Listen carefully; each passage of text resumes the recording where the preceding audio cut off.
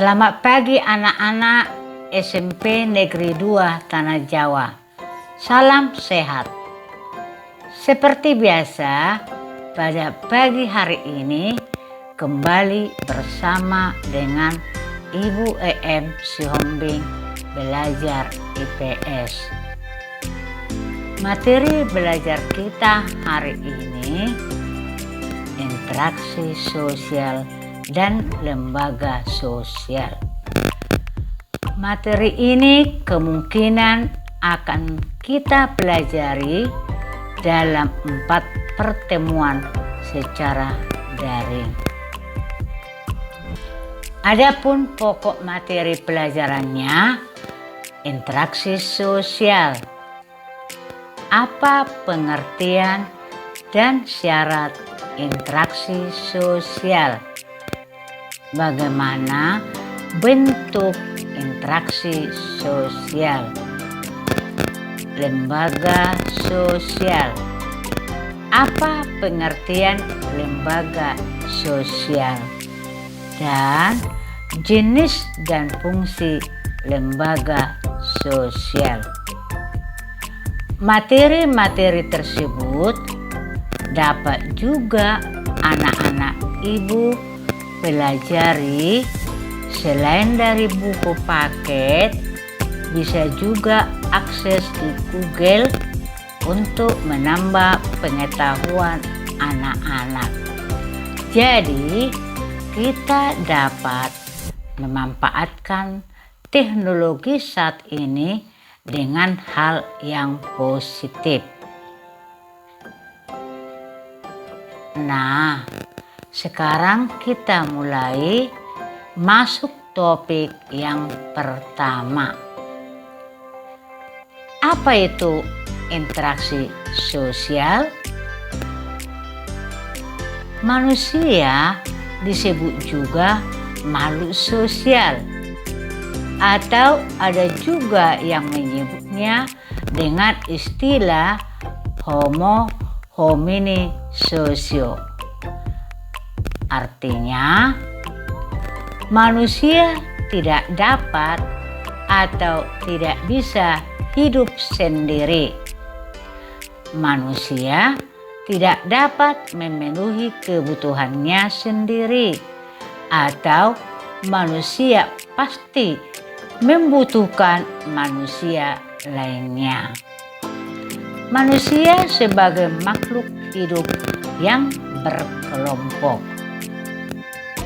Coba anak-anak ibu bayangkan, jikalau di dunia kita ini semuanya petani,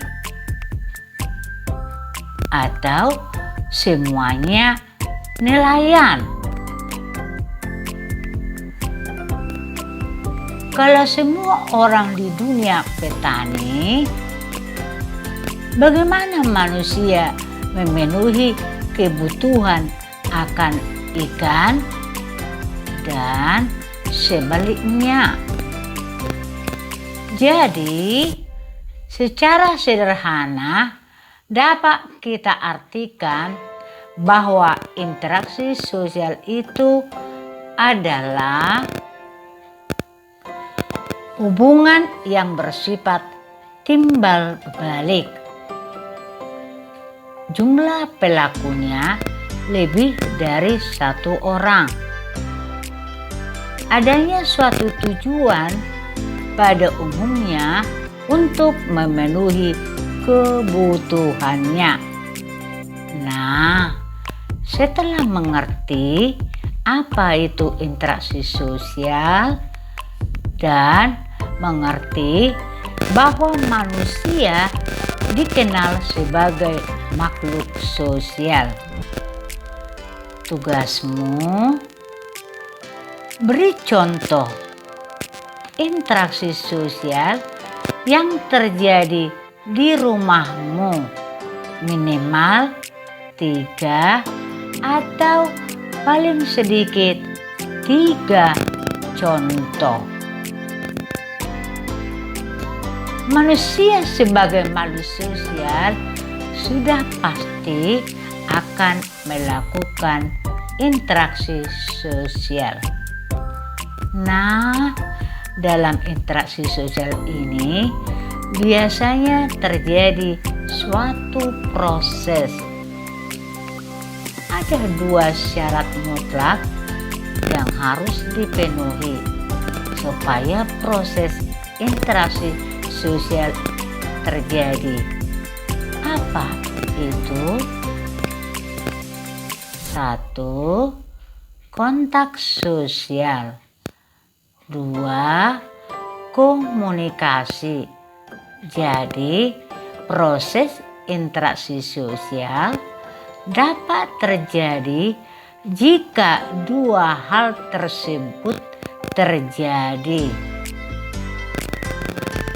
Berlangsungnya proses interaksi sosial biasanya disebabkan atau didasarkan beberapa faktor. 1. Faktor imitasi. 2.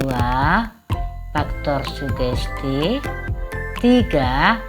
Faktor identifikasi. 4. Faktor simpati. Nah, tugasmu adalah coba cari tahu pengertian dan contoh. Pengertian dan contoh keempat faktor tersebut ya nak. Jadi dicari tahu pengertian sekaligus dikasih contohnya.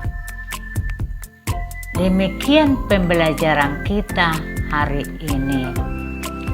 Jangan lupa untuk mengerjakan tugasnya.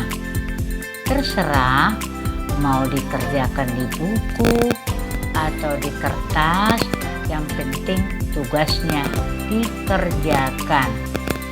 Dan tugas tersebut akan dikumpulkan di sekolah. Dan nanti ibu akan kasih info lebih lanjut. Terima kasih atas perhatiannya. Ibu ucapkan terima kasih. Salam sehat.